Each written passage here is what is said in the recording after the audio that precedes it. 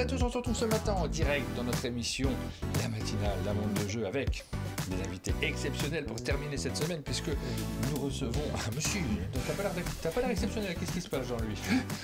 Jean-Louis Roubira, mesdames et messieurs, ravi de t'accueillir au chalet. Bonjour, bonjour. Et puis Jonathan Payanski qui est présent également. Bonjour Jonathan, Aline, bien entendu. Bonjour Aline, je me suis rendu compte que j'ai pas fait ma mise au point. Je vous parle en même temps que Aline vous dit bonjour à tous et à toutes. J'avais dit, j'oublierais 4 trucs. Voilà. Bonjour à tous et à tous. J'en profite pour me recadrer parce qu'effectivement, je me suis pas assez serrée. Donc on accueille aujourd'hui Jonathan et Jean-Louis. On va faire cette matinale avec eux. On a plein de choses à évoquer. Hier, quand on a fait la liste de tout ce dont on voulait parler, il y en avait un petit paquet. Donc restez bien là, ça va vous intéresser, c'est sûr. C'est de la folie ce matin, on a plein de choses. Et une certaine fierté aussi, parce que c'est vrai qu'on a une liste de personnes que l'on souhaite absolument accueillir au chalet. Et ben voilà, ce matin, on complète notre liste avec des personnalités importantes. Vous l'avez vu dans notre menu, on va, comme d'habitude, revenir sur nos invités et j'ai noté plein de trucs. Il y a plein de choses qu'il faut qu'on vous raconte ce matin. Jean-Louis Roubira, vous le connaissez forcément, puisque c'est notamment, et pardon si ça se répète un peu à chaque fois que tu participes à une émission, mais l'auteur de Dixit, donc forcément, on a l'occasion souvent de te citer. On te connaît peut-être un petit peu moins, Jonathan, mais en tout cas en termes de nom, mais ta maison d'édition, on la connaît bien, puisque tu travailles sur les Chronicards. Oui. Chrony maintenant le nom. Chrony, c'est vrai que le nom a changé. Mais c'était ça, ouais. Chronicards il y a 15 ans déjà. Une idée de mon frère Grégory, qui date de 2009. Et donc on a fondé la maison d'édition il y a 15 ans. Et c'est au cours de ces 15 années qu'on a pu rencontrer Jean-Louis. Une très belle aventure aussi, pardon, il faut que je m'habitue parce que moi j'étais là il y a 15 ans. Donc. Ça fonctionne aussi, ça rajoute juste le mot card, il n'y a pas de problème. On va parler de tout ça, on va vous raconter l'histoire d'On The Go, c'est le nom de la maison d'édition, mais vous êtes venus tous les deux pour un jeu que vous avez en commun, pour une maison d'édition que vous avez en commun, et vous le voyez, c'est indiqué dans le menu. On parlera de Good Fortune, après avoir raconté plein de choses sur nos invités, parce qu'ils sont multicasquettes et multitalents. On aura l'occasion de revenir sur plein de choses passionnantes. J'ai peur que cette émission déborde. Comme d'habitude. Comme chaque jour. 8h à 9h et plus, si affinité, bien entendu. Trop bien On The Go, j'adore les Chronicards, nous dit Folie Enfantine. Bien sûr, vous pouvez participer à cette émission, on est ravis de vous lire sur le chat. Je vous montre le Good Fortune dès le début de cette émission. On va vous en parler, on va vous le présenter plus en détail. C'est un petit événement et moi j'ai été surpris en voyant ce jeu arriver. Signé Jean-Louis Roubira et Pauline Détra à l'illustration. Pourquoi j'ai été surpris? Parce qu'on te connaît trop bien, Jean-Louis, et que je ne m'attendais pas à ce type de jeu. Je ne m'attendais pas à ce type de boîte. On est surpris à toutes les étapes. Même en l'ouvrant, on est surpris en disant « Wow, le matériel, c'est cool !» Ça c'est bien, parce que c'est un des objectifs, c'est de surprendre. Moi j'aime bien ça. C'est réussi en ce qui me concerne. Donc on revient juste après sur Good Fortune. Une petite minute culturelle, vous nous avez préparé quelque chose à partager avec nous? Jean-Louis... mais pas tout de suite, c'est pour après. Oui, on pourra parler de plein de trucs culturels qui nous... Un petit conseil. Ouais. Même plusieurs, mais je sais pas si on a le droit. Non, un seul. T'as le droit, mais faut pas le dire avant. Tout est négociable. Il faut forcer, ouais. Okay. On terminera avec le tirage au sort, puisque... Ah oui, on est vendredi. On est vendredi. C'est un gros programme. Le vendredi, on est déjà vendredi. On est déjà vendredi. Toute la semaine, vous avez eu l'occasion d'acheter des billets de tombola sur l'application Un Monde de Jeu, umdj.fr. C'est indiqué en bas à gauche de votre écran.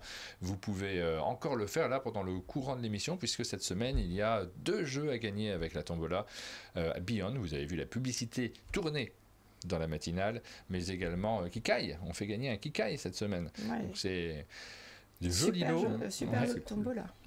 Donc c'est cool, c'est gratuit comme d'habitude. Il suffit de participer à nos émissions, d'utiliser l'application. Vous gagnez des points de patate que vous pouvez dépenser, soit en faisant des jolis avatars que vous avez vu tourner pour ceux qui ont regardé en direct sur Twitch le temps d'attente, et vous les reverrez en conclusion de cette émission. Donc vous verrez passer vos petites patates dont vous avez fait les avatars, mais vous pouvez également acheter des tickets de tombola. On terminera par ça. Commençons par vous présenter nos invités. Attends, je te coupe parce qu'il y a des abonnements, il y a des abonnements, il y a des trucs, il y a des machins. Parce que vous n'avez peut-être pas vu, mais j'ai devant moi un petit écran qui permet de surveiller le chat, ce qui est une... on le voit à peine. Non, ne se lève pas parce qu'il faut que je change des câbles. Ils sont ultra courts, les câbles. Si tu non, mais il faut prévenir si on ne peut pas l'utiliser. À quel moment on s'amuse à secouer un écran? Je le secoue pas, je le montre. Oui, on le voit à peine et c'est plutôt cool parce que ça veut dire que c'est discret. Ça va, t'arrives bien à le lire? Ouais. C'est cool. c'est une petite avancée. Hello, voilà. Les gens ont toujours plein de choses intéressantes à raconter. Ouais. Non, mais ça arrivera, t'inquiète pas. Les gens seront intéressants à un moment. Il y aura des questions. Il y aura des questions, très probablement des questions, effectivement, puisque super. je crois qu'il y a matière à poser des questions ce matin. Je regarde, il faut que je remercie les gens pour les abonnements. Il y a plein de monde qui se sont abonnés sur l'application. Donc merci à tous ceux qui s'abonnent et qui nous soutiennent. On est le 14 novembre, donc je vais citer ceux qui se sont abonnés depuis le 13. Donc Folie Enfantine, le Pan Pan, Kakoki, c'est toujours un plaisir de lire les pseudos. Merci beaucoup à eux. Et puis sur le chat, évidemment, ceux qui nous suivent directement sur Twitch. Bonjour par l'écran, nous dit Patrice. Voilà. Merci de nous considérer, dit Greg. Mais je vous adore aussi, vous inquiétez pas. Alors, on commence par vous présenter nos invités. Alors, Jean-Louis, effectivement, on connaît Dixit. C'est vrai que systématiquement, tu viens avec de nouveaux projets. Les gens commencent par s'attarder sur Dixit, sur ce succès incroyable. Tu te lasses pas? Pas... Tu vois, j'étais au festival de Lucas là, il y a 15 jours en Italie. Lucas Comics and Games, un truc incroyable. Dans toute la ville, il y a des événements sur la pop culture. Il n'y a pas que le jeu, il y a la BD, il y a les séries. Il fait un petit peu rêver ce festival. C'est vrai qu'on en a parlé justement ces dernières semaines. On a vu ce festival qui est le plus important en Italie. C'est celui dont on parle le plus. C'est le plus important et c'est le deuxième le plus important au monde, après Tokyo. Peut-être maintenant troisième, on m'a dit, peut-être avec un festival. Je crois que c'est San Diego, enfin aux États-Unis. En tout cas, c'est pas important, mais pas forcément. Non, mais le pas jeu. sur la pop culture. Pardon. Comics. Au départ, c'était les BD, et j'ai appris qu'il existe depuis les années 60. Donc vraiment. Donc il y a plein de trucs. Moi, je pensais que c'était un festival de jeux. Non, pas forcément. Pas forcément. Il y a plein de trucs. Tu sais, il n'y avait pas tellement d'éditeurs de jeux. Moi, j'étais invité par Asmodee Italie. Et voilà, donc très bien. J'ai mis le lien en fait, on peut aller sur la page du festival et on voit à quel point c'est ça se passe partout dans la ville, un peu comme Partenay, mais vraiment avec une dimension beaucoup plus importante. Alors j'étais invité avec Marie Cardois et par Asmodee Italie, on a été super bien reçus. Cette année, le thème c'était le French Kiss, donc c'était la France qui était à l'honneur, avec des illustrations de Rebecca d'Outre-mer, qui a décliné un petit peu voilà. Ah oui, d'accord, c'est ce qu'on voit ici. Un gros plan sur le t-shirt. Non, ça va. Alors, gros plan sur le t-shirt. J'avais pas vu qu'il y avait. Tu l'as mis quand même. Derrière le micro, mais bon, il y a des gâteaux. Ah oui, French Kiss a des très jolies illustrations également. Donc elle était invitée l'année dernière, donc c'est elle qui a réalisé les illustrations. Donc on était avec Marie Cardois et on a pu mesurer vraiment l'engouement du public encore 17 ans après pour Dixit. On a passé des journées à dédicacer. Est-ce qu'il y a une surprise là-dessus sur l'engouement du public? Parce que c'est vrai que c'est un jeu phénomène Dixit. J'ai cherché un peu le nombre d'exemplaires vendus, mais ça nous parle plus en fait nous. Mais je suis tombé sur 12 millions. Je sais pas si on est au-delà maintenant. Je pense qu'on est un peu plus, autour de 14 ou 15, il me semble. Ça reste... Je t'avoue que je ne suis pas le chiffre, mais ouais. 12 millions, 14 entre 14 et 15, après, on peut appeler l'idée. C'est assez phénoménal ce succès de ce jeu, mais au-delà du succès commercial, qui est un des aspects qui est important, on ne vous cache pas que c'est important, il y a aussi le fait que c'est un jeu révolutionnaire. Il y en a un de temps en temps, tous les 10 ans, on se dit souvent que quelque chose qui va changer la façon de jouer probablement, mais qui a amené à changer profondément le public de jeux de société, parce qu'il y a un avant et après Dixit. Auparavant, les jeux étaient beaucoup plus mécaniques. C'est pas forcément toujours le cas. Il y avait déjà des jeux narratifs, il y avait déjà des jeux qui jouaient sur l'émotion, il y avait déjà un peu moins, mais il y en avait quelques-uns qui jouaient sur l'image. Mais ce que Dixit a changé avec l'apport de tous ces nouveaux joueurs, c'est surtout le public qui se réunit autour de la table. Oui, c'est ça, c'est ce qui se passe entre les gens en fait. C'est un jeu, comme on m'avait dit quand j'avais reçu l'As d'Or, une des membres du jury avait dit c'est un jeu de société, mais c'est un jeu qui fait société, qui relie les gens en fait. Et c'est un jeu qui permet de rencontrer des gens que tu n'aurais pas forcément rencontrés sans ça finalement. Et il se passe des choses. Je crois qu'on me chambre sur le chat, Aline, j'ai pas tout lu. Qu'est-ce que j'ai fait encore? T'as dit que les gens n'étaient pas intéressés. Moi, j'ai dit que je les aimais, derrière ils n'ont pas entendu. Qu'est-ce que vous voulez? Vous voulez que je vous donne tous des patates? C'est ça le... Oui, non, on va pas aller dans ces extrémités. Mais c'est vrai qu'on a vu, nous, notre public, on s'en est rendu compte aussi, vous, ça notre ressemble, public tu sais, qu'on à adore. l'amoureux qui revient avec des fleurs. Ce que tu viens de faire. Un petit cadeau pour se faire pardonner. Tu voulais pas un petit bouquet? C'est vrai que le public qui suit les chaînes, pendant une période, dans le public ultra spécialiste, on en parlait hier, avait été amateur de gros jeux, on s'excitait sur ces jeux-là plus particulièrement. Et c'était majoritairement ça, avec même un petit rejet du joueur plus casual, celui qui arrive, qui aime bien ne pas plonger dans des règles complexes. Aujourd'hui, ça a vraiment évolué et on se rend compte que le public majoritaire, c'est plutôt celui-là. C'est plutôt les joueurs qui aiment bien passer un bon moment autour de la table. On le voit aussi à travers des succès comme celui de Tech Time cette année, qui est pour moi un héritier de toute cette vibe de Dixit, là où on va jouer davantage avec les émotions des joueurs autour de la table. Elle est très importante, évidemment, la mécanique, mais c'est pas ça donc, que l'on retient à l'issue de la partie. Tout à fait. C'est moi qui parle, ça va pas. Bon, voilà, on connaît très très bien Dixit. Il y a une petite actualité autour de ce jeu, Aline. Ben oui, il y a plusieurs petites actualités. On les a préparées pour qu'on puisse vous en parler. D'abord, il va y avoir des cartes dont tu veux parler qui sont préparées. On commence par les cartes. Sur le site. Et puis, il y a une actualité enfant aussi. Donc Dixit revient, chaque année il y a plusieurs actualités parce que très régulièrement on a de nouvelles cartes. Ça continue ça, le fait d'avoir des boîtes thématiques? J'ai l'impression qu'il y en a eu un peu moins ces derniers temps. Ouais. Mais il y a des choses en préparation. Donc on ne parlera pas aujourd'hui, mais il y a des choses en préparation. Parce que moi j'adore ça en fait, quand il y a des boîtes avec notamment un illustrateur qui était mis en avant. On a eu le cas plusieurs fois. Ça a commencé évidemment avec Marie Cardois, qu'on salue, mais ça a enchaîné avec, on a vu Pierrot, on a vu Franck Dion, je crois, qui a fait une boîte. Clément Lefebvre... puis d'autres. Et c'est toujours à la fois cette richesse de Dixit, parce que c'est super agréable de voir de nouvelles images, de nouvelles illustrations. C'est un jeu qui est centré sur l'illustration quand même, et en même temps le fait de se plonger, de renouveler le jeu, de revivre en fait, c'était un partage qui n'est pas toujours le même exactement. Ouais. Explorer des univers différents, complètement différents, mais pourtant qui ont le point commun de nous entraîner dans un autre monde, quoi. Donc là, ce qu'on voit, ce sont des cartes. Donc c'est un projet qui s'est fait entre Asmodée et une association d'Amazonie. Et ce sont des cartes qui ont été réalisées par des illustrateurs et des illustratrices qui sont originaires de ce territoire, de ce vaste territoire d'Amazonie. Et donc c'est lancé à l'occasion en ce moment, donc c'est vraiment une actualité brûlante, puisque c'est à l'occasion de la COP 30, sans jeu de mots. Mais, très très bon jeu de mots, bravo, tu me casses le moral directement dès le matin. La COP 30, donc c'est cette à Belém, réunion internationale de tous les États pour parler de la question environnementale. Environnement, bien sûr. Les signataires de la Convention, donc il y avait eu la COP 21 à Paris en 2015. C'était en fait pour mettre en valeur justement la richesse de ce territoire.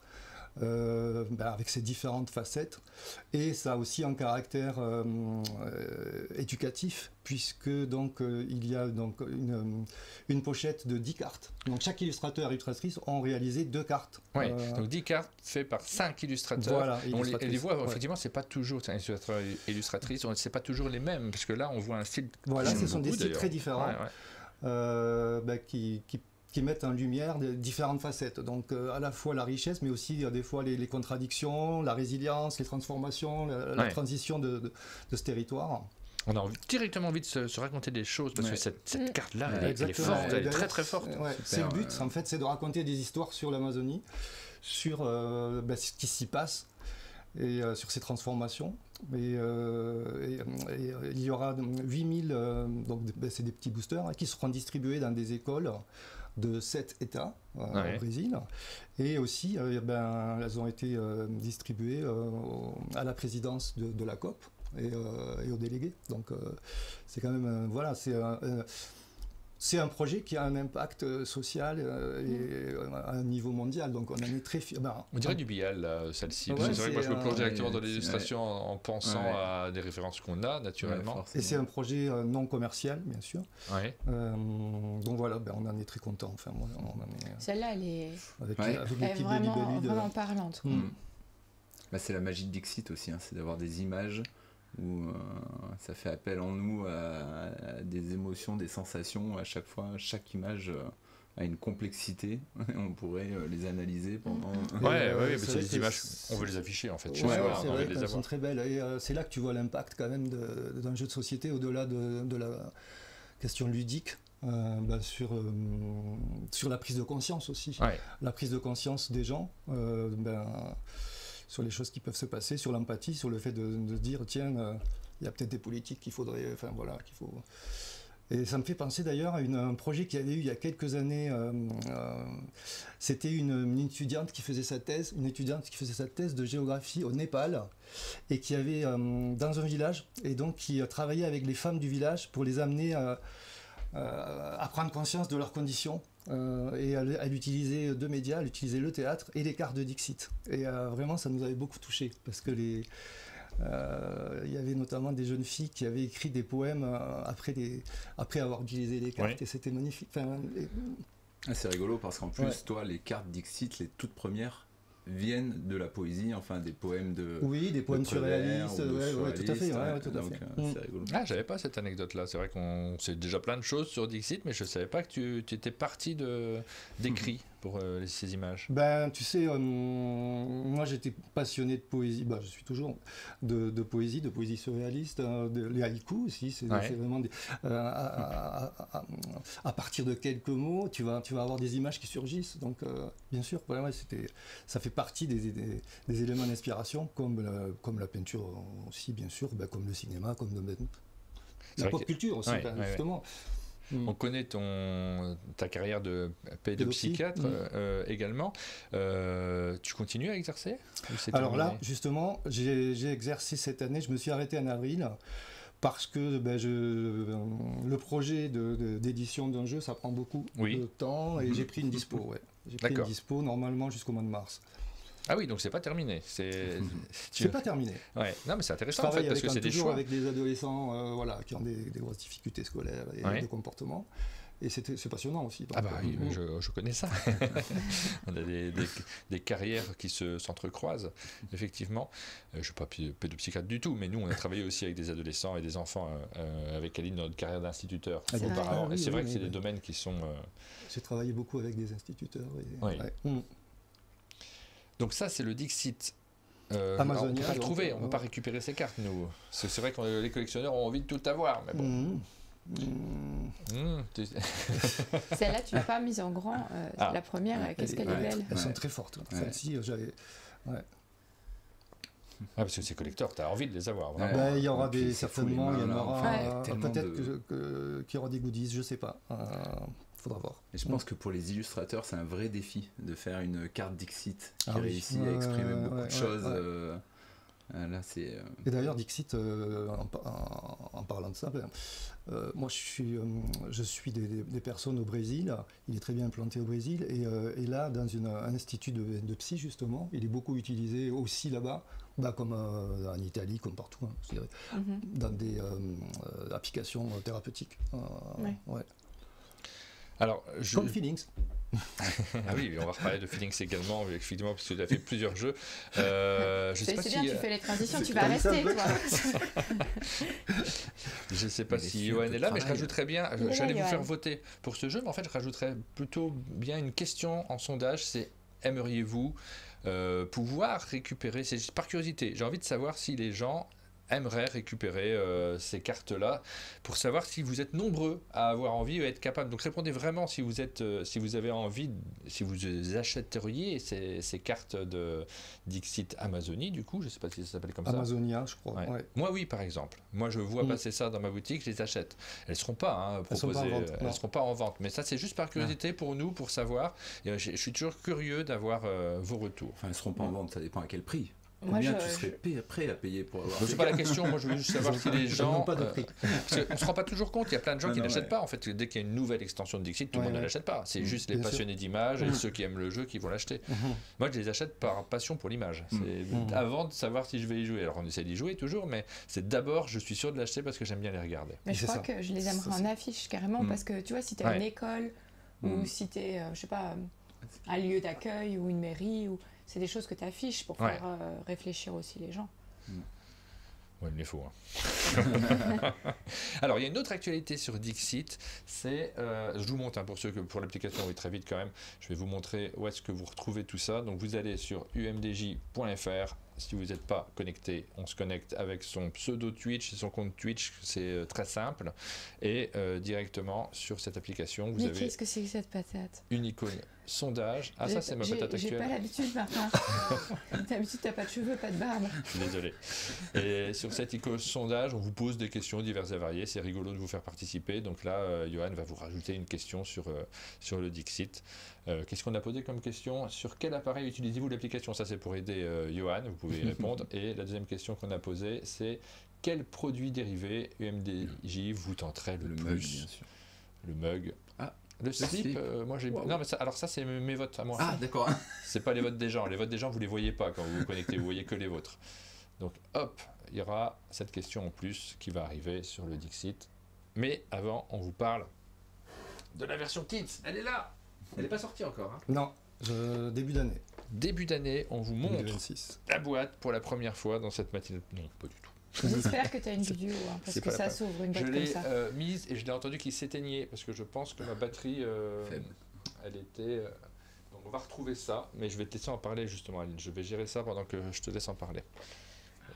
J'ai plus de batterie sur la vidéo. Bah, c'est pour ça qu'on voulait l'ouvrir, parce qu'il y a plein de choses à l'intérieur à montrer. Et ça a été une idée depuis longtemps de faire un Dixit ça fait, en tout cas, ça fait 3 ans qu'on travaille dessus. Ouais. Et je pense que oui, c'était quelque chose qui allait venir naturellement. Et c'est vrai qu'avec Théo Rivière et Elodie Clément, qui sont les co-auteurs du jeu, on a cheminé là depuis 3 ans, d'abord avec Libellud et puis après Asmodee Kids et puis Space Cowboy qui ont pris le relais pour faire vraiment un travail magnifique avec un panel de 4 illustratrices. Alors, est-ce que je t'ai fait une interro surprise sur le nom des illustrateurs ou est-ce que je les lis? Je te laisse animer, je vais chercher au chalet la batterie. C'est Pio, Lucie de Sertine, il y a Emily Peck qui est coréenne, je crois. Ouais. Et puis il y a Iris aussi. Très bien. Ah, bravo. Ouais. Donc c'est Pio, Lucie de Sertine, Emily Peck et Lemon Juice Day qui s'appelle Iris Winkler. Et on a travaillé aussi avec Erwin, qui était chargé de projet. Ouais. Et les 3 auteurs, c'est qui? Là c'est plus facile. Et puis je crois qu'on vient de le dire. Il y a Théo, Elodie, puis après je sais plus. Alors comment on fait pour adapter un Dixit en Dixit Kids? C'était quoi l'idée de départ? C'est vrai que c'est une bonne question parce que on pourrait nous dire oui, déjà les enfants, même avant 8 ans, ils peuvent jouer. Mais là... Oui, d'ailleurs, je te coupe pour dédicacer cette émission à ma fille.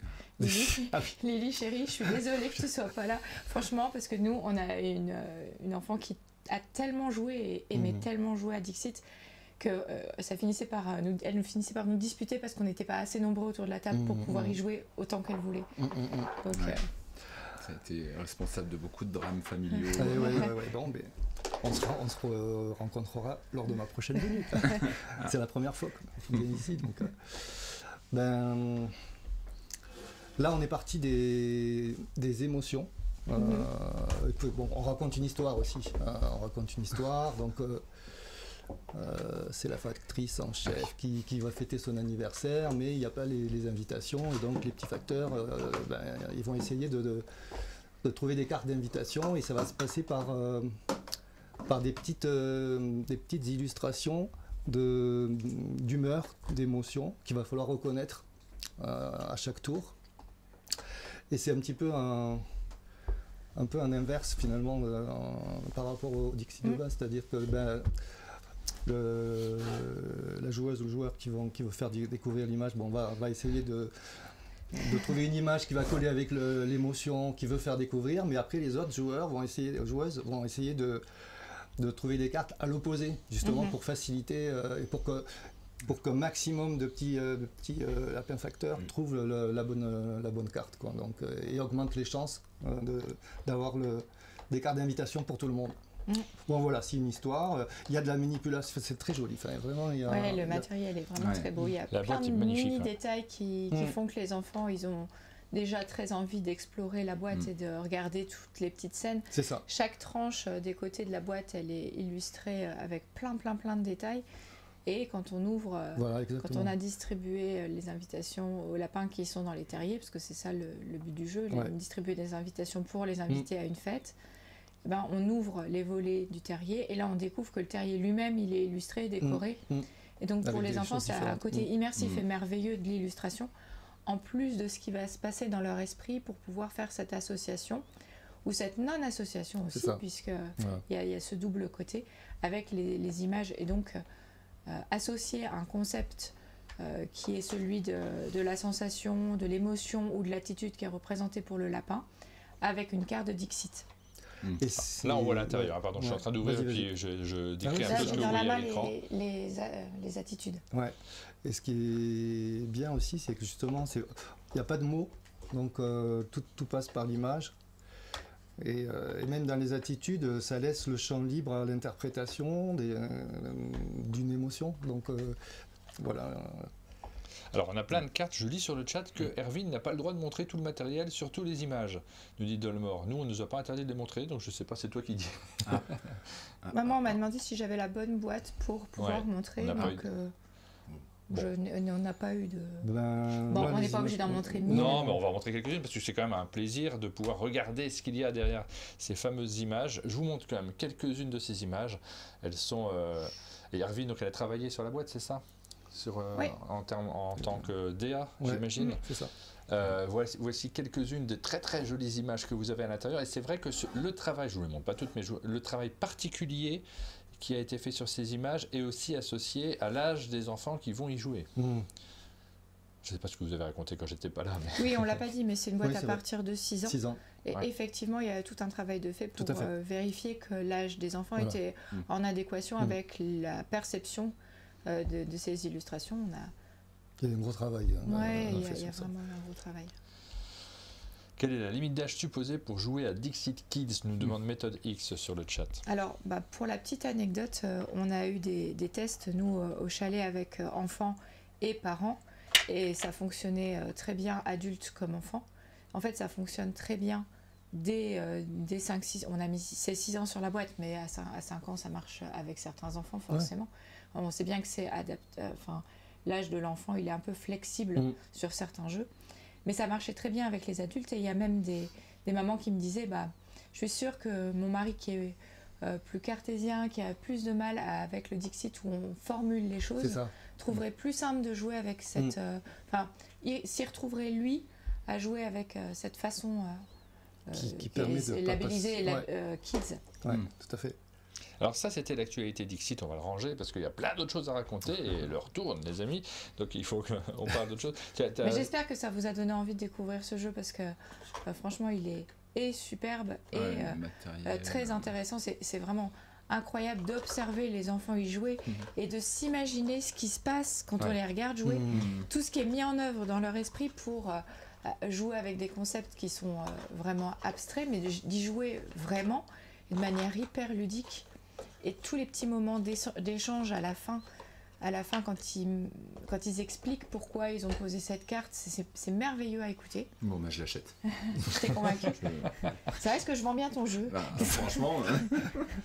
Les enfants sont trop grands, mais je testerai bien quand même, nous dit Boubos. Voilà, ça sort quand on a dit la date ? Début d'année. Début d'année, fin janvier, je ne sais plus exactement, mais voilà. Je pense qu'à niveau Cannes, ça devrait être... C'est pas loin de Cannes. C'est pas loin de Cannes. Voilà pour ce jeu. Un petit mot quand même sur ton actualité. Alors il y a d'autres jeux que tu as fait... Jean-Louis reviendra sur Feelings parce que c'est celui qui a encore le plus d'actualité parmi tes créations. Moins d'actualité sur Jericho. Ah, Jericho. Jericho, c'est une des plus vieilles villes de l'humanité. C'est ça. 2000, en fait, j'avais eu un pion d'or à Boulogne. Ah oui. Ouais, en 2000. Ludexpo de bronze en 2000 aussi, et un pion d'or du jeu de stratégie. C'était l'année où c'était Blocus qui avait gagné Super As d'or à l'époque. Ouais. Alors c'est plus du tout la même valeur. L'As d'or de l'époque, c'était les éditeurs qui étaient présents sur le festival. Oui, voilà. Il fallait s'inscrire. Tout le monde avait un truc. Quasiment. C'est vrai que voilà. Mais à l'époque, j'étais venu à Cannes avec une petite délégation d'ados du CEFORD, l'établissement où je travaille, parce qu'on avait réalisé avec l'atelier bois un surdimensionné. Et il y avait 4 jeunes de l'institution qui étaient venus à Cannes présenter le jeu au public avec le surdimensionné. Donc pour eux, c'était vraiment une découverte incroyable. Pour des jeunes qui n'ont pas du tout confiance en eux, qui ont une estime de soi dans les chaussettes et tout, ils se retrouvaient. Et en plus, on avait eu un As d'or, donc vraiment, c'était très valorisant. Donc voilà, ça c'était une belle expérience. Alors j'avais pas préparé le visuel, je vais chercher parce que je suis en train de vous parler d'un jeu, c'était pour la blague, hein, mais c'est important en fait, c'est ton premier jeu publié. Ouais, c'est ça. Quasiment en 2001, donc pour la date, mais tu l'as commencé avant forcément. Ouais. Et si je tape Jericho je tape BG, c'est pas ça. C'est pas celui-ci. Ouais. Donc, il y a d'autres Jericho. Il y avait c'était vraiment. Alors la boîte, c'était une espèce d'ovni aussi. On va chercher 2001, peut-être celui-ci. Hop. Voilà, tu vois la boîte. On est en train de vous parler de ça. La boîte rangeable. Là, on était sur du jeu abstrait. Alors justement, là, avec Good Fortune, je dirais que je retourne à mes premières amours, puisque j'ai pas commencé par le jeu de communication ou d'empathie, mais plutôt le jeu de stratégie abstrait, vraiment dur de dur, parce que j'ai toujours été fasciné par les échecs, et du coup ça m'a quand même inspiré pour ce premier jeu. Et voilà, c'était un jeu qui marchait bien. Après, c'est vrai que l'éditeur, au bout de quelques mois, il a eu des soucis financiers et ça n'a pas pu continuer malheureusement, mais il marchait bien. Passer de l'échec à la bonne fortune, c'est plutôt un super itinéraire de vie, je trouve. Bravo pour ça. Alors, Jericho, Feelings, c'est un jeu. Alors, il y a eu plusieurs noms, parce que maintenant ça s'appelle Feelings. Alors, au départ, il y avait Links, il y avait un lien. Il y avait les liens, c'était pour l'étranger. Bon, mais là, on est revenu à Feelings. Oui, on va essayer de rattraper. Donc, c'est un jeu qu'on a créé. Rien d'autre que Feelings. Ça, c'est les éditions, c'est les thémas, c'est les boîtes Pico Pro. Ouais, alors ça, c'est les pros. Bien joué. Ça, c'était l'extension plus destinée aux adultes. Ouais, donc on a plein de petites boîtes et c'est pas terminé, ça continue, Feelings. Bien, ouais, ça marche depuis 2018. Alors, on avait commencé avec Vincent Bidot, donc mon co-auteur, par une boîte uniquement professionnelle, à la demande des équipes pour animer un atelier thérapeutique autour de médias de jeu. Et on nous demandait, mais comment ça se fait qu'il n'y a pas de jeu qui traite directement sur des émotions? Donc on était parti de cette question pour créer ce jeu. Et aussi d'un appel à projet de la mairie de Poitiers, où je suis, pour lutter contre les discriminations, donc toute forme de discrimination. Et donc on avait travaillé aussi avec un artiste qui était aussi un collègue infirmier, Franck Chalard. Donc lui, c'est les têtes de l'art. Il nous avait fait les cartes émotions, donc pour illustrer une vingtaine d'émotions.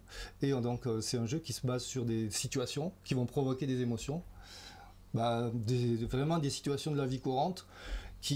Là par exemple ça peut être vous êtes invité au chalet à la matinale, qu'est-ce que vous ressentez quoi? Moi pas grand chose. Ah, c'est pas pour moi. De l'excitation, mais parce qu'il faut réveiller à 4h du matin. Et alors, le but c'est quand même d'aller voir ce que l'autre ressent. Donc c'est essayer de deviner ce que l'autre ressent, quelle est l'émotion qu'il a. Donc voilà, c'est un jeu qui met en jeu l'empathie, l'altérité, et c'est très intéressant. On l'a utilisé donc d'abord en milieu éducatif et thérapeutique, et après on a rencontré donc Thibaut Quintance, que je salue. Oui, donc l'éditeur d'Acting Games. Ouais, Thibaut qui fait moins de jeux actuellement, mais qui reste attaché à sa maison d'édition Acting Games et qui propose toujours le Feelings, toujours un jeu dans ma classe, toujours l'album, c'est ça? Oui, tout à fait. L'autre jeu qui était venu nous présenter l'année dernière. Et donc, écoute, Feelings, il marche bien. On est distribué dans une quinzaine de pays quand même. La dernière en date, c'est le Brésil aussi. C'est pareil, je suis des gens qui l'utilisent et qui utilisent Dixit en même temps dans le secteur, dans le milieu psy.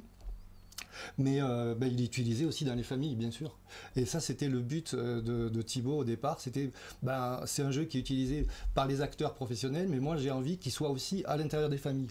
Et c'est vrai que parce que ça permet d'aborder aussi des thématiques, des choses dont on ne parle pas forcément. Ouais, c'est un vecteur. Voilà, c'est ça.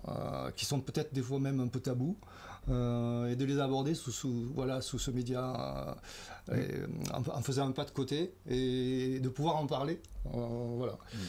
Et donc là, il y a une actualité effectivement parce qu'il y a eu un refresh un petit peu de la boîte de base,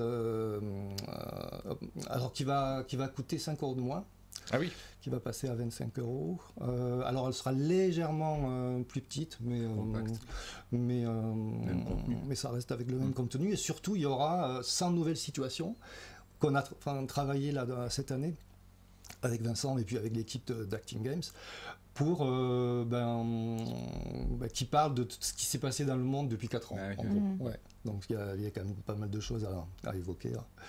Et donc il y a aussi ces extensions de théma qui sont destinées au public pro, des animateurs, des éducateurs, des psys ou autres, avec différents publics pour évoquer des thématiques particulières, le harcèlement, les addictions. On nous dit merci pour la version bien-être animal. Oui, alors voilà, justement. Je l'ai pas vu passer ça. Ça sort incessamment. Ah, donc c'est pas sorti. Ouais. J'ai eu peur, je connaissais pas un jeu. C'est vrai qu'on a travaillé dessus, c'était très documenté. Par l'équipe de Acting Games, et moi-même j'ai appris des choses mais qui sont dures quoi. Vraiment ça sera très intéressant vraiment comme extension. Il y aura l'extension Vivre ensemble aussi sur laquelle on a travaillé cette année. Je déteste ça, moi, Vivre ensemble. Ouais. On l'a senti. Et donc voilà, ça se renouvelle, ça s'enrichit et voilà, on est très content de proposer ça aussi pour les familles et les pros.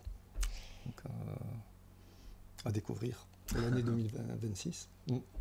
Jonathan, tu tiens une maison d'édition depuis 15 ans, c'est ça? Oui, c'est ça. On the Go, ça fait 15 ans qu'elle existe. Et 16 ans maintenant, bientôt 16 ans. Ouais. Et qu'elle se consacre à plusieurs jeux, évidemment, mais celui qu'on retient le plus, ce sont les chroniques. On en a plein derrière, on a envie d'en ouvrir et de regarder, parce que ce sont des jeux qui sont... alors, il y a une version... Il y a une dimension... Une dimension... pardon, je me concentre sur les caméras en même temps et du coup j'arrive pas à finir mes phrases. Mais une dimension un petit peu pédagogique dans certains jeux, éducatif peut-être, mais pas que. C'est un vrai jeu de société derrière. On peut vraiment s'amuser avec ces jeux-là et notamment sur le dernier, puisque là c'est le tout dernier qui est juste devant toi, c'est le Culture Geek. C'est ce que tu disais, Aline. Oui, je croyais que tu parlais de la caméra. Oui, effectivement, il était rangé dans on le cherchait hier, on savait plus où il était rangé dans nos derniers arrivages. Et c'est vrai qu'il y a à peu près 20 ans, mon frère avait une idée pour un peu jouer avec l'histoire. Puis on était, je me rappelle encore, on était en voiture et puis il me parle de son idée. Alors moi, j'étais enseignant. Je le suis toujours, mais je suis en dispo pour travailler sur... Enseignant dans quel domaine? Je suis en mathématiques, en collège-lycée. C'est nul.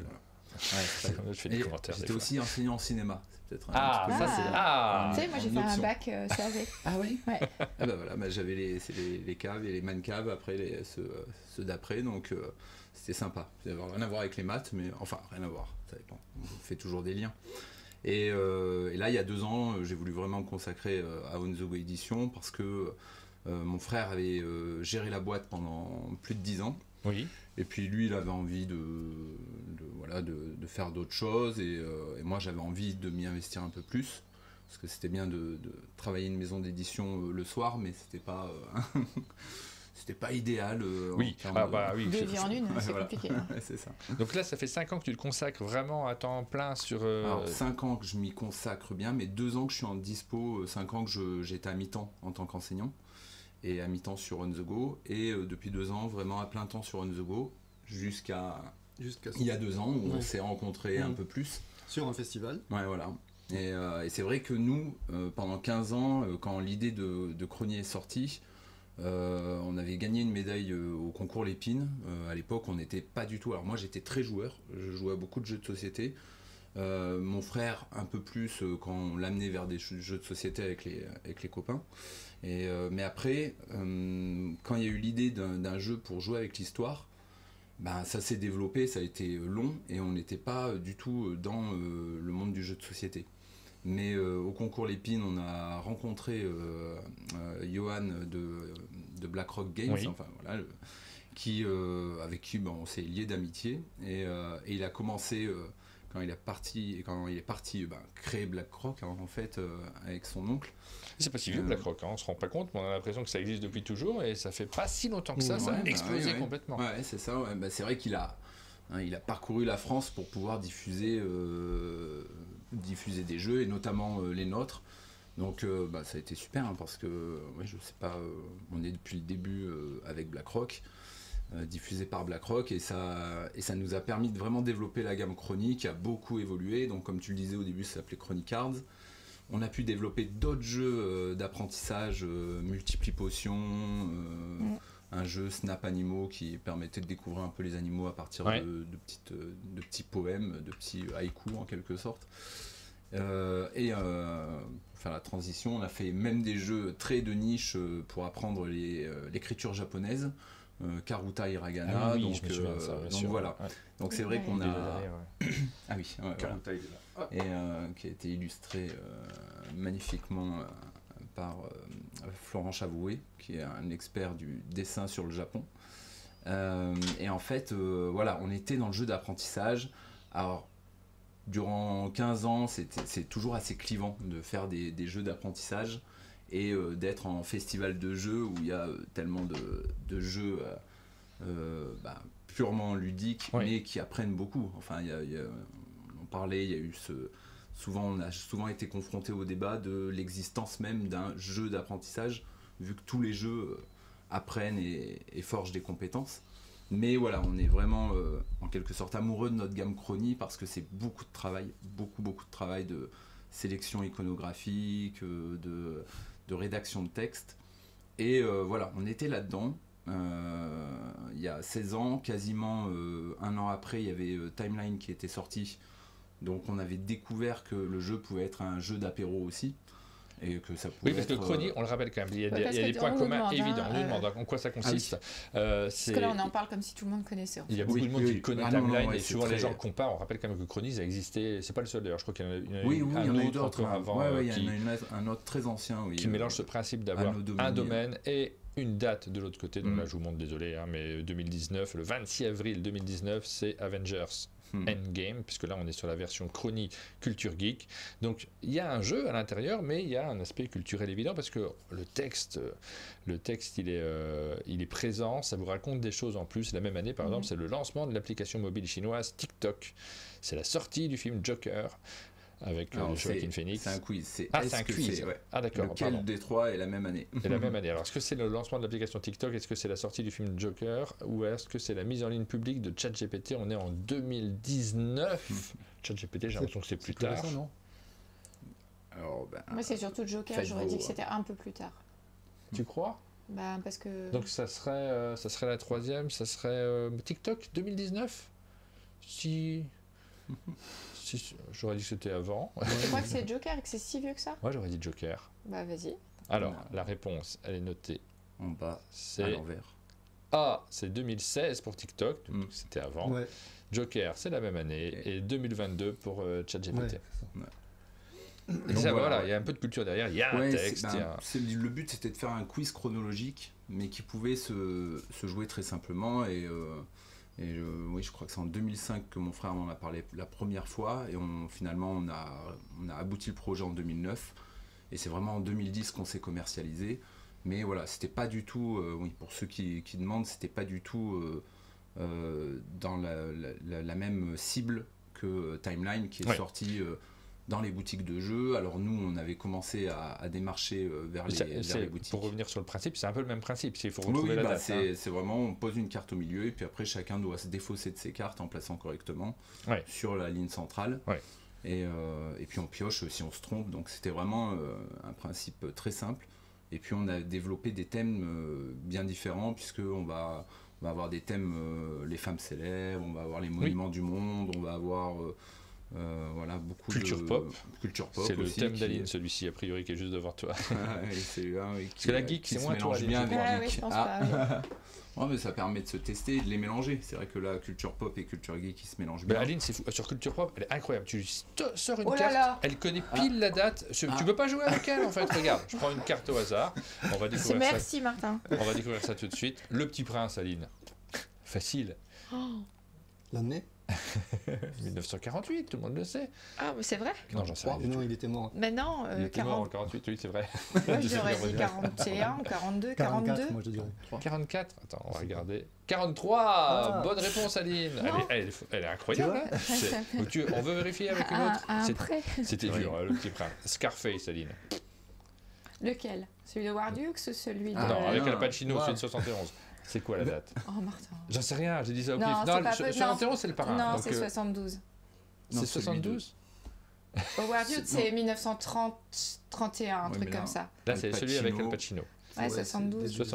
71, c'est le parrain. Donc ça ne va pas être 71, c'est après le parrain. C'est plus tard, c'est beaucoup plus tard.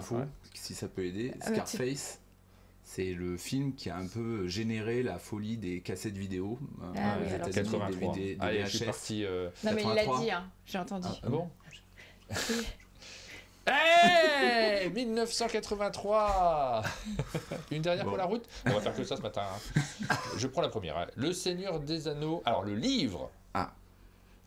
Pas le film. Le film, je savais.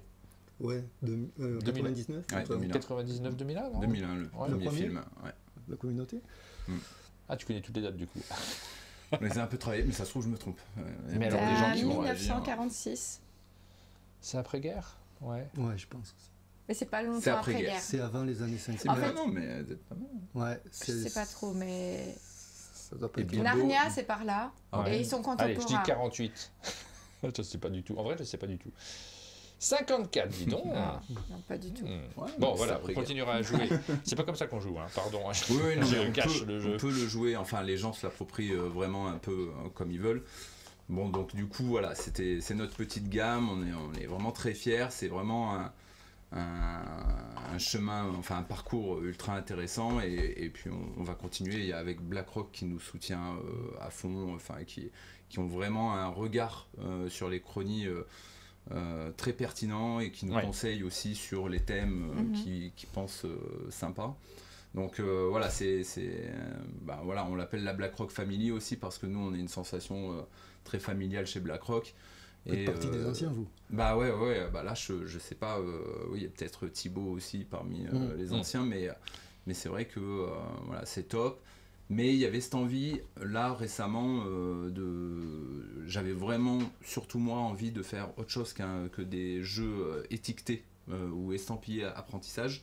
Même si les chronies le sont pas trop, il y a Multipli Potion ou Karuta, enfin j'avais vraiment envie de faire ce pas, d'aller dans un festival pour un jeu qui serait pas estampillé. Et quand on s'est rencontré avec Jean-Louis... Au festival du Prieuré, à côté d'Angers. Très bien, voilà, super petit festival très familial. Premier week-end de juillet, alors que ça tombe souvent en même temps que le PEL. Oui, voilà, alors il faut choisir, PEL ou Prieuré. Alors voilà, souvent au Prieuré. Les teams Prieuré, nous on va au Prieuré. Bon, c'est vrai qu'on se rencontre avec Nathalie et Rémi, que je salue. Et voilà.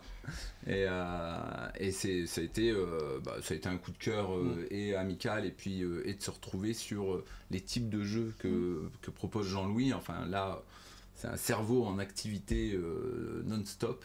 Et je pense que tu as une vingtaine de protos. Oui, une petite vingtaine de protos. Ah oui. Comme beaucoup d'auteurs, je pense que... Parce que là, la nouvelle maison, on va en parler effectivement, la nouvelle maison d'édition qui s'appelle... Diamond Play. Diamond Play. Parce que c'est du vieux grec. Oui, voilà. C'est du coup, pourquoi? Parce que la mythologie... l'étymologie, elle est double.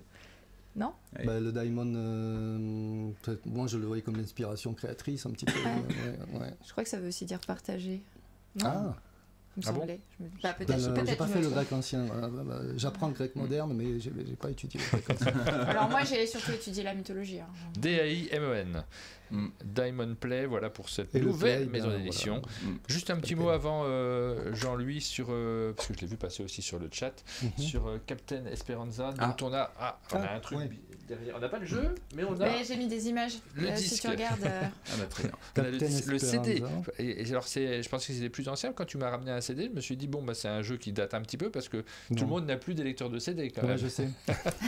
Mais non, c'est 2023. Ouais, c'était prévu pour être des petits goodies, hein, mais c'est vrai que tu peux trouver la BO. Donc oui, c'est un jeu d'aventure, on va dire, qui retrace l'épopée des explorateurs comme Vasco de Gama, dans ce cas précis, puisque on contourne l'Afrique, on part de Lisbonne, on contourne l'Afrique au 15e. Et donc ils ont baptisé le cap d'abord le cap des tempêtes, puis après le cap de Bonne-Espérance, c'était plus vendeur, et puis après ils sont partis vers les Andes. Et donc voilà, c'est un peu c'est un jeu de draft et de majorité. Mais avec ce petit côté immersif, et moi j'avais envie de plonger les joueurs dans l'ambiance, en fait, de suivre les péripéties, d'imaginer les péripéties des marins durant la traversée, depuis le départ du port de Lisbonne jusqu'à l'arrivée à Calicut, aux Indes. Donc il y a un jeu de société, il y a une bande son, on peut mettre la bande son quand on est en train de jouer, donc elle est disponible sur les différentes plateformes. Allez regarder, en fait j'ai mis le lien qui arrive directement. Je sais pas comment ça marche sur les droits là, sur cette musique là en particulier, je sais pas si je peux la lancer là, donc je vais pas le tenter, mais vous pouvez le faire chez vous, c'est-à-dire que vous avez le lien directement et vous pourrez écouter cette musique là. Est-ce que ce jeu est trouvable? Il a été édité un peu de façon confidentielle par un ami, donc c'est les éditions Green Games, que je salue, Ghislain. Oui, il est sur le chat, j'ai l'impression. Non, c'est pas lui qui nous a parlé. Non, c'était un peu expérimental, mais on peut plus trop le trouver. Mais c'est vrai que sur la boîte, en fait, dans les règles, il y avait un QR code où on pouvait directement accéder à la BO. Donc, en fait, c'était une expérience de vie, je dirais. À la fois le jeu et à la fois la musique. J'ai travaillé avec 13 musiciens professionnels, 20 choristes, un arrangeur, des gens aussi C'était un peu un projet international. Et voilà, on a fait des enregistrements. C'est une bande originale avec 14 titres, 46 minutes, et voilà, on suit l'évolution. Que tu as composé, interprété, joué. C'est ça qui est fascinant. En fait, c'était aussi l'idée de dire, oui, le jeu est déjà un outil, un objet culturel en soi, mais c'est vrai que moi j'aime bien croiser aussi les différents médias art. On peut toujours le commander, nous dit Ghislain, donc via notre site. Donc le site, faut qu'on donne l'adresse. Il y a l'adresse sur un monde de jeu. Ok, donc là, hop, je vous le montre à l'écran. On peut se connecter ici. Vous pouvez le commander par là et via quelques boutiques. Et je rajoute une question complémentaire. Du coup, ici, une boutique te contacte. Est-ce qu'il y a moyen de se le procurer? Est-ce qu'il y en a en stock en fait suffisamment pour les renvoyer aux boutiques qui en feraient la demande là ce matin? Il en reste encore quelques-uns, Il en reste quelques-uns, ok. Oui, tout à fait. Ok, très bien. Donc voilà, sur les boutiques qui passeraient par là, qui se disent tiens, j'aimerais bien présenter ce jeu ou le découvrir, au moins c'est possible de le récupérer également. C'était un petit mot sur ce jeu qui est finalement ta dernière parution avant Good Fortune. Et on avait eu un bon article sur le magazine Ravage, au début de 2024. Ouais, mais c'est. Puis le jeu il marche bien sur les salons. En fait, on le vend aussi principalement sur les salons parce que ça se passe très bien. Donc, voilà. C'est ce qu'il y a d'intéressant, c'est le fait que tu aies voulu faire une bande-annonce de jeu. Enfin voilà, on connaît bien les bandes-annonces de films, mais les bandes-annonces de jeux, c'est. Les bandes originales, de jeux, c'est. J'avais fait une formation de musique de film en 2018 à Paris. Pendant un mois, et c'est vrai que j'ai toujours rêvé de travailler la musique à l'image en fait.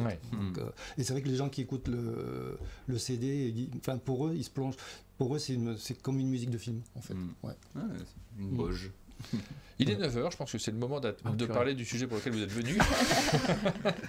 Je savais que ça durerait ce matin, je le savais. On n'allait pas se priver parce que c'était un vrai plaisir d'échanger avec vous et de vous découvrir. Deux dates.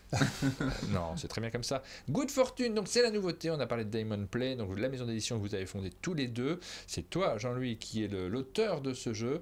C'est Pauline Tétra qui est l'illustratrice de cette toute petite boîte. Regardez, je vous la montre, elle est toute petite. On dirait une boîte à bijoux. Et effectivement, regardez, quand on l'ouvre, on a le plaisir de découvrir à l'intérieur un petit bijou de matériel dans ce jeu. Il est là. Qu'est-ce que c'est que ça C'est un petit jeton qui va nous permettre de jouer, un petit médaillon en plus. Et ces petites tuiles qui sont très élégantes aussi.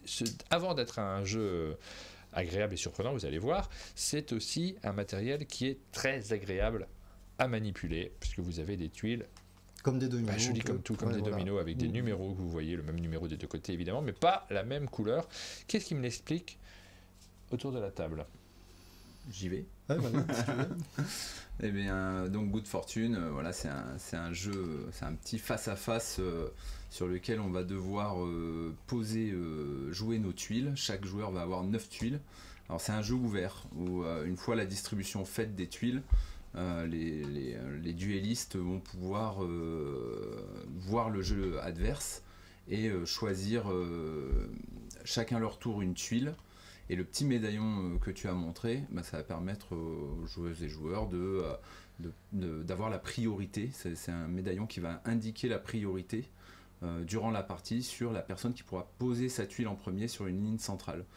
Parce qu'en fait, le but, c'est de collectionner les charmes, là, les petits porte-bonheur qu'on voit sur les tuiles, qui en effet ont été magnifiquement illustrés par Pauline.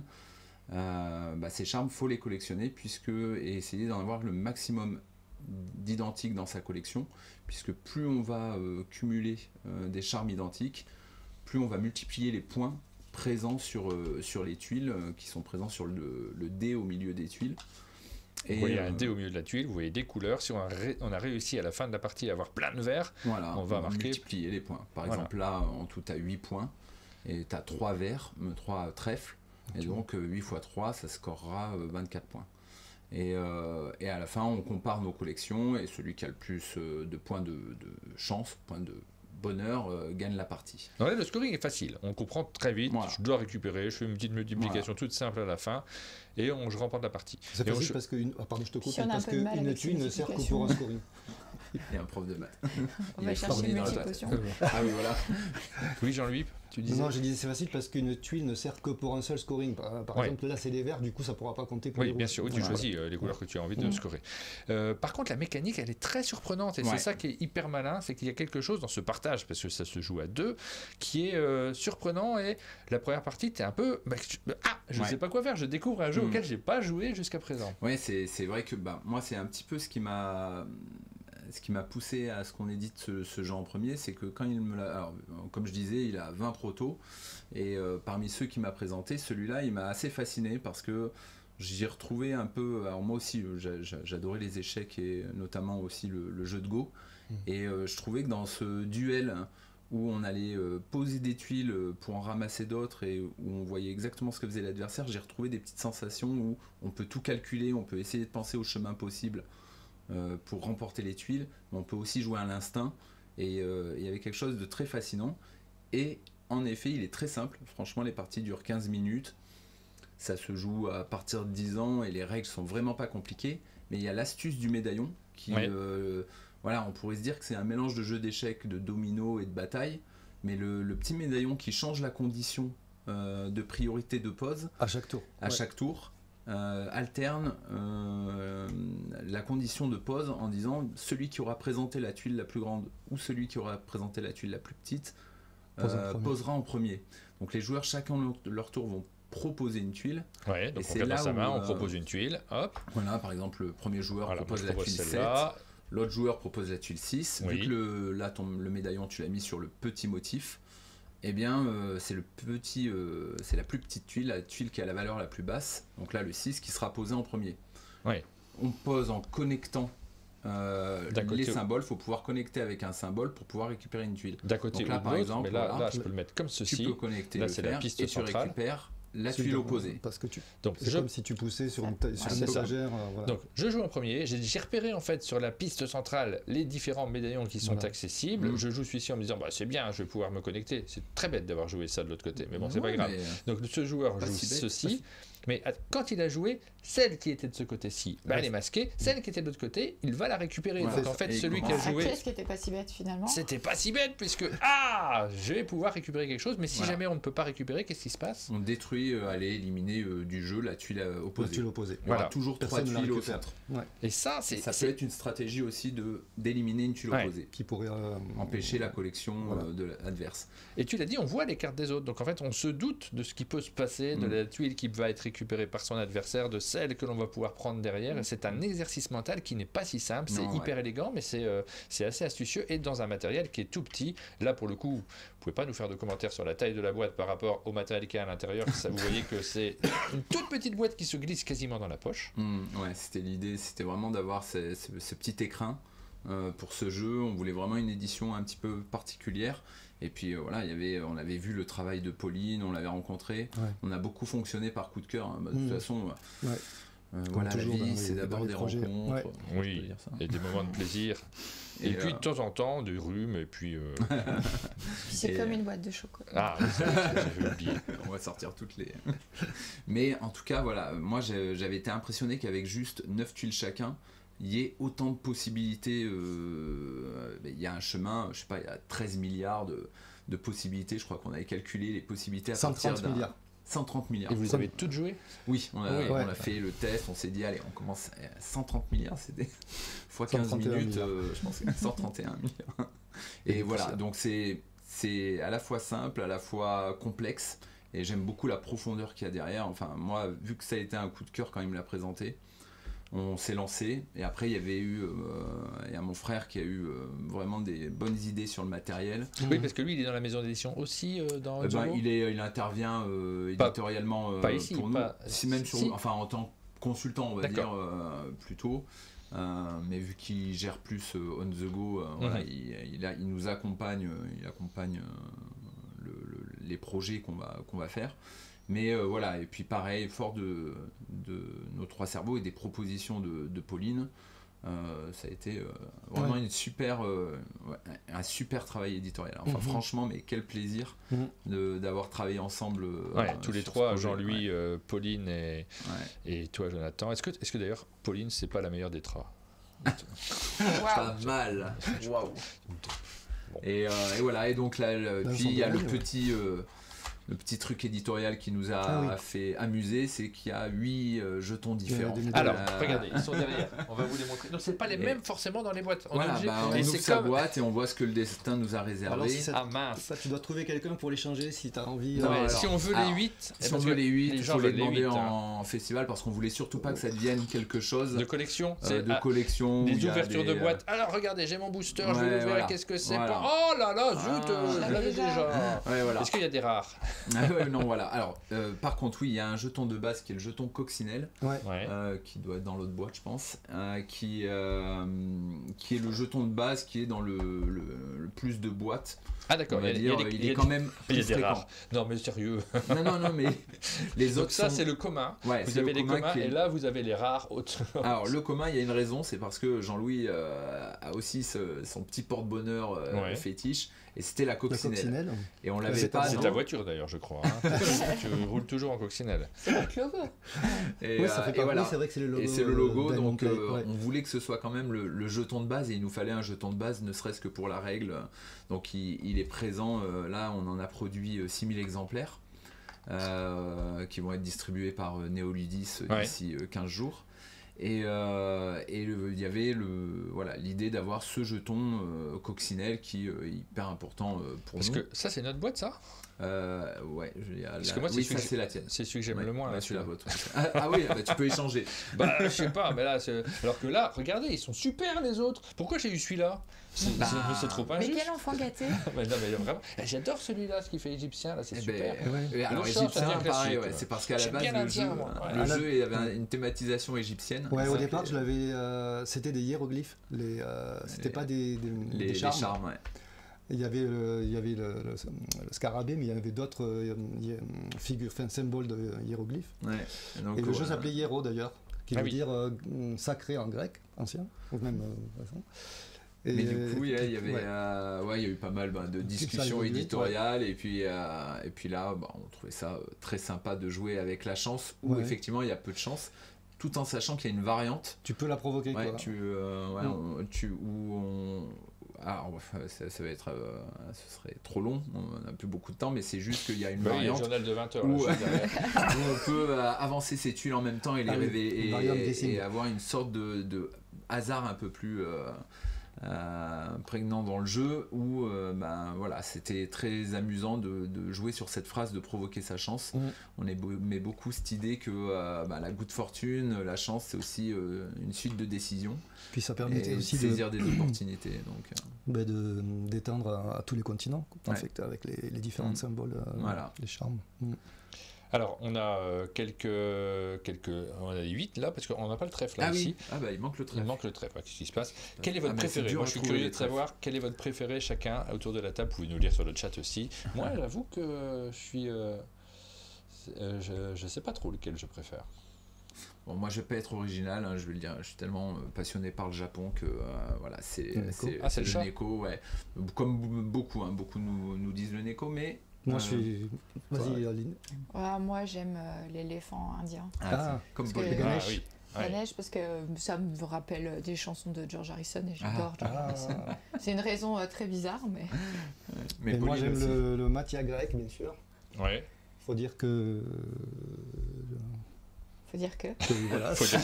Non, mais c'est bien, moi je veux dire. Tu aimes la Grèce. Faut dire que tu aimes la Grèce, t'apprends le grec. J'aime la Grèce, et puis je veux me marier avec une femme grecque. Donc ça, c'est ton actualité du moment, on n'est pas revenu dessus, mais c'est vrai que. Dans combien de temps le mariage? Dans quelques semaines, ouais. Dans quelques semaines, donc il ne parle que de ça en ce moment. Et moi, lequel? J'aime bien l'Égypte dans les jeux de société, j'ai toujours ce truc qui me fait bien plaisir.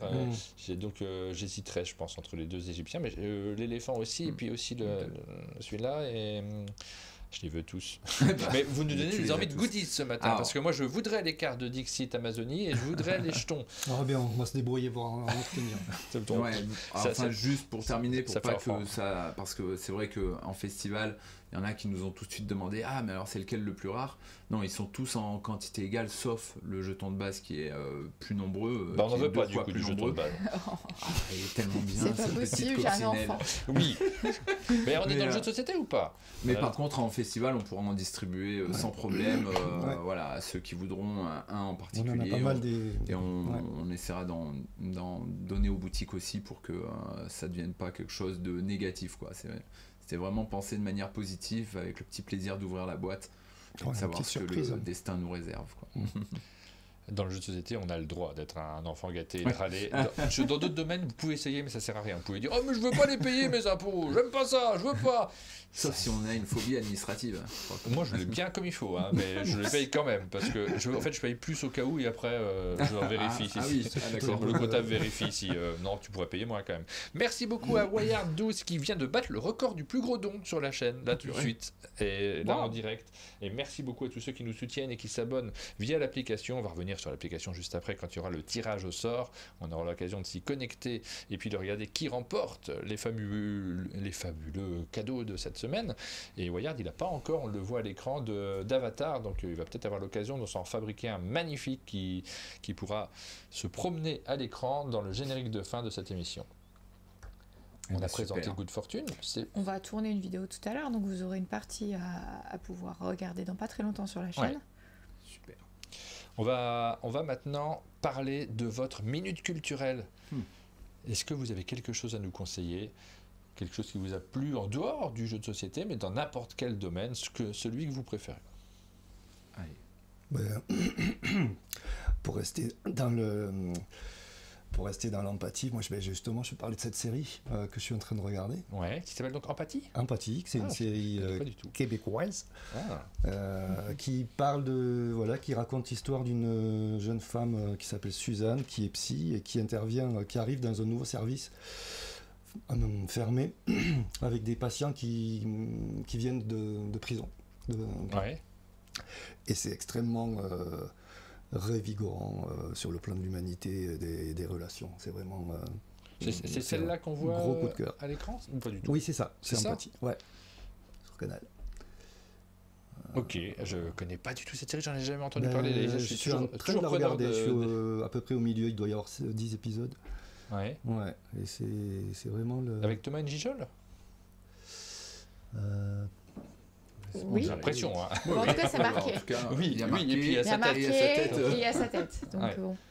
C'est une approche très humaine de la relation à l'autre.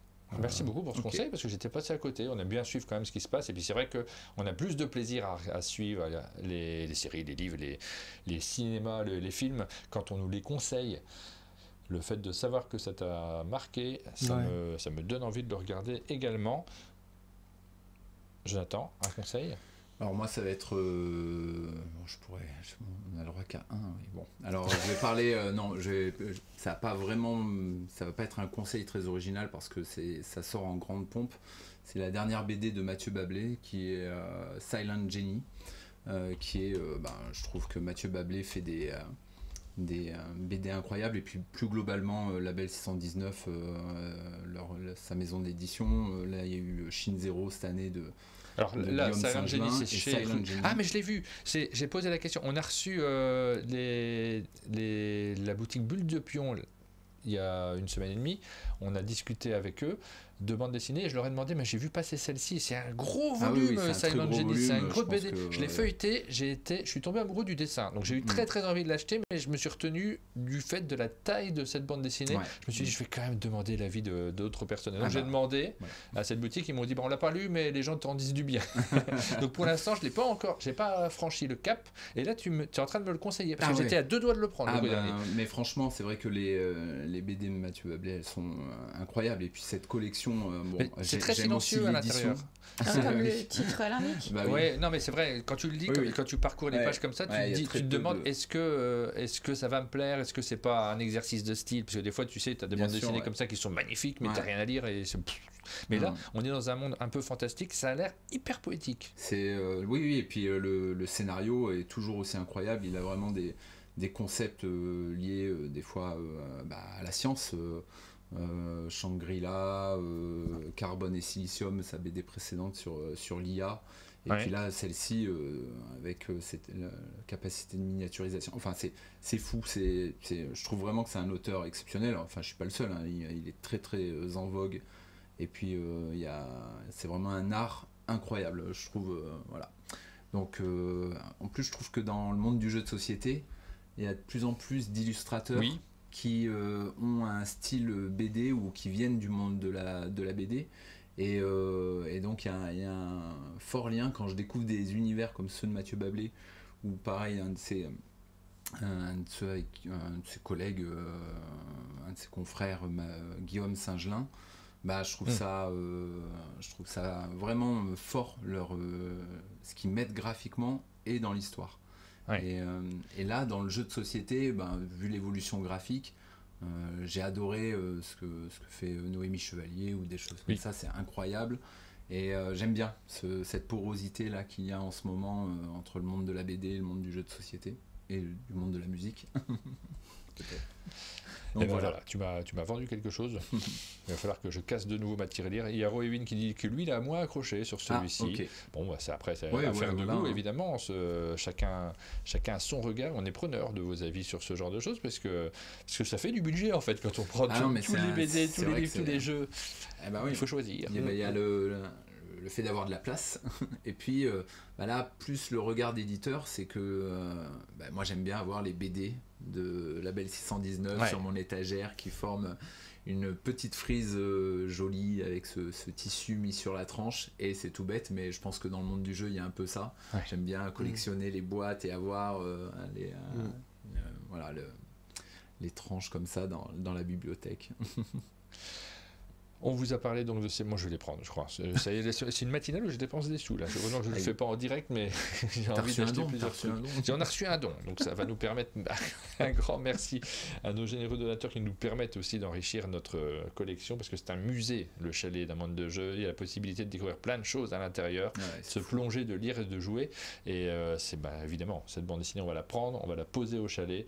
J'en mettrai... Peut-être que je ferai un rayon, tu sais, on devrait faire ça. Non, mais ça pourrait être super de faire des rayons, mais un peu en mettant une thématique en dessous. Par exemple, dans la bande dessinée, on ne sait pas qu'il y a des bandes dessinées poétiques. On pourrait mettre peut-être celle-ci. Je repense à d'autres bandes dessinées qu'on avait conseillé hier, là. Downlands, par exemple. Noé, tu te rappelles de Noé? Moi, ça m'avait tellement marqué, cette bande dessinée-là, qui est juste silencieuse. Et toi qui adores la poésie, c'est que de la poésie. Une bande dessinée qui n'est que de la poésie à l'intérieur. Le nom de l'auteur de Noé, je ne m'en souviens plus, mais c'était publié par Tohubohu. Vous ne connaissez pas ça? Tohubohu, je sais pas. Si on retrouve ce truc-là, ça doit être absolument introuvable aujourd'hui. Et cette bande dessinée-là, elle m'a tellement marqué, je te la sortirai juste après, parce que... j'ai marqué Noé, Tohubohu, ça va être compliqué de retrouver ça. BD, il faut que je rajoute. Sur l'image, peut-être que... le premier, c'était ça. Hein. Je cherche juste le nom de l'auteur, en fait. C'est ça, le premier? Ah oui. Moi, c'est une dédicace. Sur Instagram, je ne vais pas aller sur Instagram. Noé, c'est Levallois. Stéphane Levallois. Ouais, Stéphane Levallois. Et c'était tellement extraordinaire, cette petite bande dessinée-là. C'est mon conseil, si vous la retrouvez. Mais par contre, clairement, ça ne plaira pas à tout le monde. Il y a plein de gens qui vont rester... Vous ne vont pas comprendre ce qu'ils sont en train de lire. Parce que je ne suis pas en train de vous dire que vous êtes nuls, hein. C'est pas du tout ça, mais c'est que si on n'est pas sensible à ce genre d'approche où il ne se passe rien et on ne comprend pas... Du contemplatif. Ouais. Moi, c'est une bande dessinée qui m'a marqué très fort, celle-là. Et donc, je ferais bien un rayon comme ça, mais en disant, en marquant peut-être à des endroits, ça, c'est ce type de bande dessinée, ça, c'est de l'aventure. Là, vous allez rigoler. C'est vrai que ce serait pas idiot. Mais de toute façon, là, je pense que vous avez un bon musée du jeu et la bande dessinée, peut-être. C'est possible. Ça donne envie de rester. On est bien entouré. On arrive à un océan d'amour, on nous parle pour la poésie de Lupano. Ah oui. Sublime, sans le moindre mot dans une bulle, quelle pépite. Il y en a plein, Ah oui. On passe à la dernière partie de cette matinale. Je vérifie que j'ai rien oublié. Je pense qu'on a fait le tour de tout ce qu'on voulait raconter. Dernière partie de cette matinale, le tirage au sort. Vous aviez la possibilité de participer sur l'application Un Monde de Jeu UMDJ.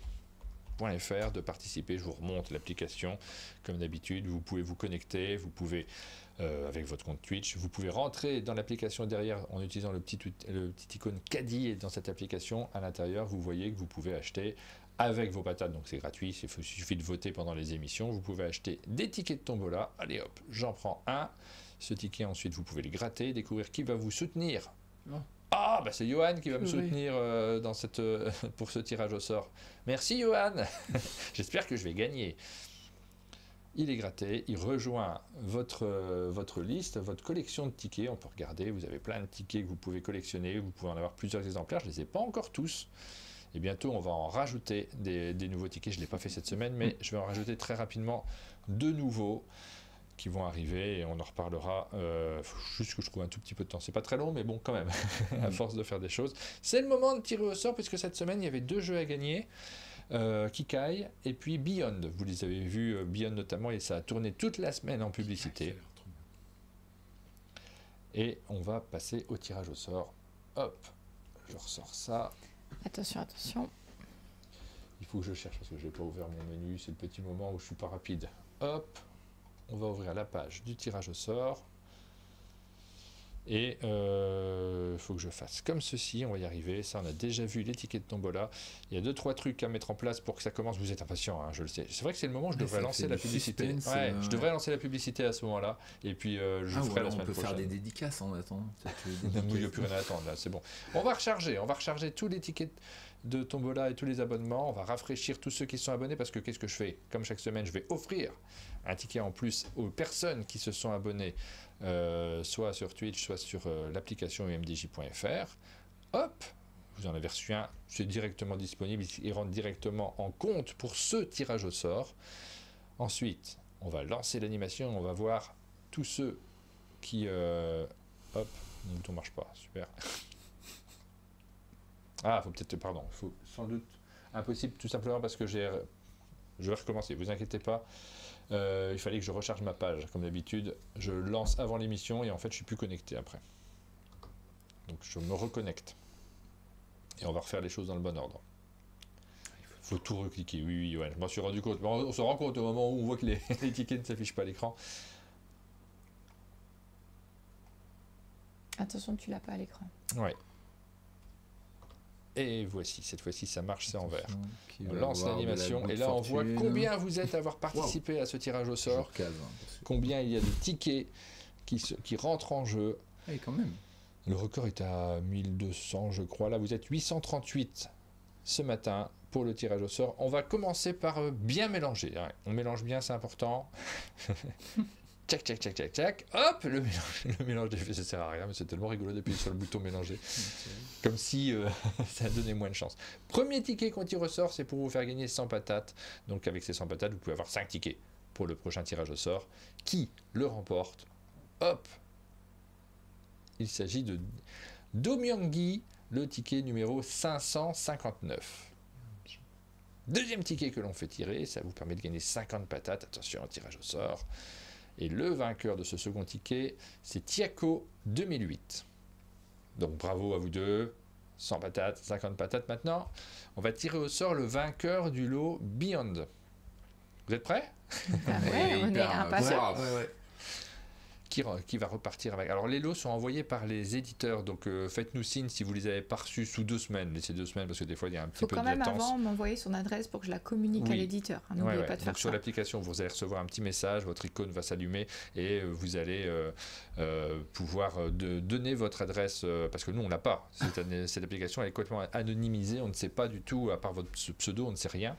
C'est Idoun qui gagne le lot de Beyond qui sera donc envoyé par l'éditeur et que vous allez recevoir. Si jamais il y a si ça n'arrive pas tout de suite, vous nous enverrez un petit message et puis on vérifiera auprès de l'éditeur qu'il l'a bien envoyé. Et maintenant, on vient au tirage au sort de Kikai, la grosse boîte de Kikai. Vous êtes prêts? Allez. C'est parti. Tu veux un jingle? Mais ouais, j'en fais plus les jingles. C'est Jessie31 qui remporte la grosse boîte de Tikai, soutenue par Debo, qui lui a permis de remporter cette boîte. Et là, c'est Flo qui est présent sur le chat. Un grand merci Flo, qui vous fait gagner cette boîte. C'est lui qui va vous l'envoyer également. Donc Jessie, bravo.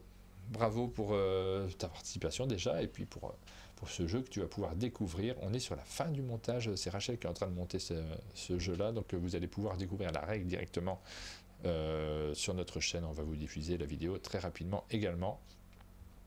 Merci aux éditeurs qui nous soutiennent. La semaine prochaine, c'est Transorient Express qui aura gagné dans le tirage au sort. Et propose un Captain. Et Captain Esperanza. Ouais. Ah, il y a un Captain Esperanza en plus. Oh, bah je me le note. C'est ultra collector là, parce que c'est pas facile à trouver. Ouais. Ah, je l'ai pas vu. Il l'a proposé à l'instant. Ouais, Gislain. Et merci beaucoup, Gislain. Ah, merci beaucoup. Alors, je note 2 jeux à gagner la semaine prochaine. Captain Esperanza et ça sera l'occasion d'en reparler pendant toute la semaine. Et donc, Kikai, pas Kikai, Transorient Express, pas toutes les semaines. Voilà, on arrive sur la fin de cette émission. Merci beaucoup de l'avoir suivi. On a débordé un peu, mais c'est normal. 9h31, on a surtout passé beaucoup de plaisir. J'espère que vous en avez eu aussi, vous, à découvrir pas mal de choses dont on a parlé. Je réponds à Gislain qui dit oui, je préviens quand on a les coordonnées de la personne qui a gagné, j'envoie, pas de problème. Oui, bien sûr. On envoie des informations aux différents éditeurs et merci à tous ceux qui nous soutiennent pour organiser tout ça. C'est un vrai plaisir à chaque fois. C'est la fin de cette émission. Il y aura pas mal de monde encore la semaine prochaine au chalet. On commence avec Gigamix, c'est ça, le début de semaine? C'est ça, on commence en matinale lundi, ce sera les sorties. Ouais. Je vous ferai un petit peu ma minute culturelle aussi, j'ai plein de choses à vous raconter. Oui, j'ai vu que tu avais noté la fois dernière, puis finalement on l'a mais pas depuis fait. j'ai fini le livre et j'en ai commencé d'autres. Enfin voilà, plein de choses à raconter là-dessus. Mardi matin, on sera effectivement avec Gigamic et il y aura aussi Bérangère au chalet la semaine prochaine. C'est vrai. Ouais. Donc on va bien s'amuser. Pardon, je sais pas qui c'est Bérangère. Pénélope sera au chalet la semaine prochaine. Je sais pas. Donc oui, un beau début de semaine. Alors il y a Maud Chamel qui nous propose de faire un raid vers une petite interview dans laquelle elle est dans 2 minutes. C'est ici, mais j'ai pas ton lien parce que je ne peux pas voir les liens. Ils sont désactivés pour pas que les gens nous renvoient vers n'importe quoi. Donc il faudrait que tu me dises quel est le nom de la chaîne en toutes lettres, la chaîne Twitch, pour qu'on puisse faire un raid mode. Parce que là, j'ai aucune idée de ce que tu nous as écrit. Alors, c'est épinglé, c'est super, mais j'ai pas le lien quand même, Rachel. Donc, j'ai aucune idée de vers où je renvoie. Ah, Titus Léo, très bien. Donc, je vais essayer de faire le lien vers Titus Léo. Je vous fais un raid. Je lance le générique. Restez en ligne. Et bonne vous journée. redirige directement derrière. Bonne journée à tous. Merci à tous.